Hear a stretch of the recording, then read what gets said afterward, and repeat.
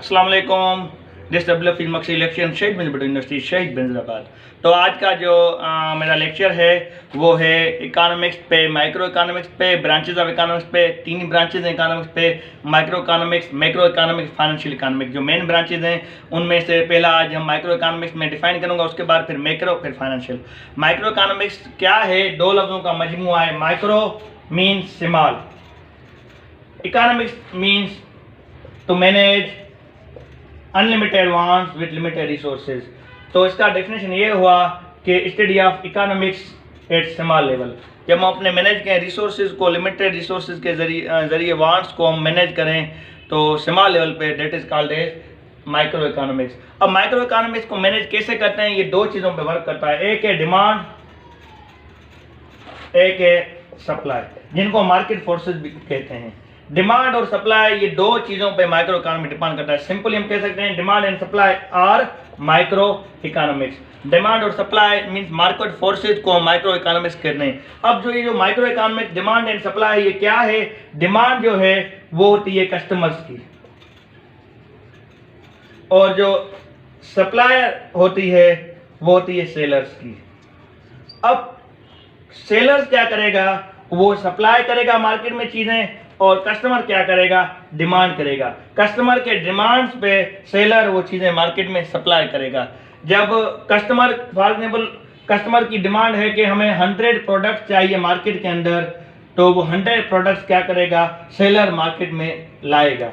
Market में seller 100 product लाएगा, और फिर वो 100 प्रोडक्ट जो है कस्टमर क्या करेगा? उन चीज़ों को लेगा। डिमांड कस्टमर्स की होती है, डिमांड के बेस पे हम सप्लाई करते हैं। डिमांड और सप्लाई पे नेक्स्ट लेक्चर मेरा बहुत ही ज़्यादा लेक्चर्स आएंगे, चैप्टर्स हैं डिमांड्स पे, सप्लाई पे, जो जिनको मैं पढ़ाऊंगा। फिलहाल आप सिंपली याद कर सकते करें कि डिमांड कस्टमर्स की होती है, सप्लाई सेलर की होती है। कस्टमर चाहेगा हमेशा डिमांड में कि कोई चीज़ मेरे डिमांड के मुताबिक हो। अगर मार्केट में कोई चीज़ सस्ती हो जाती है तो डिमांड बढ़ जाती है, मार्केट में महंगी हो जाती है तो डिमांड कम हो जाती है। कोई चीज़ अगरचे महंगी हो जाती है तो डिमांड कम हो जाती है, तो सप्लाई बढ़ जाती है। सप्लायर हमेशा ये चाहेगा, सेलर हमेशा ये चाहेगा कि चीज़ें महंगी बेचें ताकि वो ज़्यादा कमाए।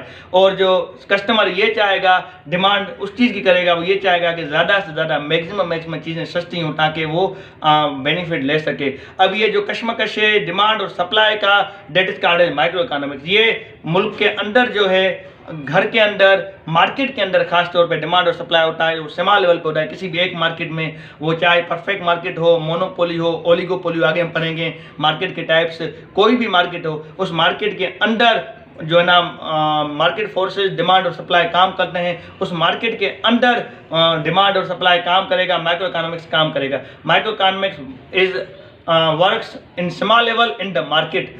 जब मार्केट के अंदर, हमारे घर के अंदर जो इकोनॉमिक्स है वो है माइक्रो इकोनॉमिक्स, क्योंकि हमें प्रोडक्ट चाहिए, डिमांड हमारी होगी, और जो फ्रेम के जो है ना वो बनाकर सेलर को देगा, तो सेलर के पास जो चीज़ होगी, जो सेलर के पास होगी, सप्लाई के हवाले से जो चीज़ें होंगी वो सप्लाई करेगा, वो भी माइक्रो इकोनॉमिक्स है।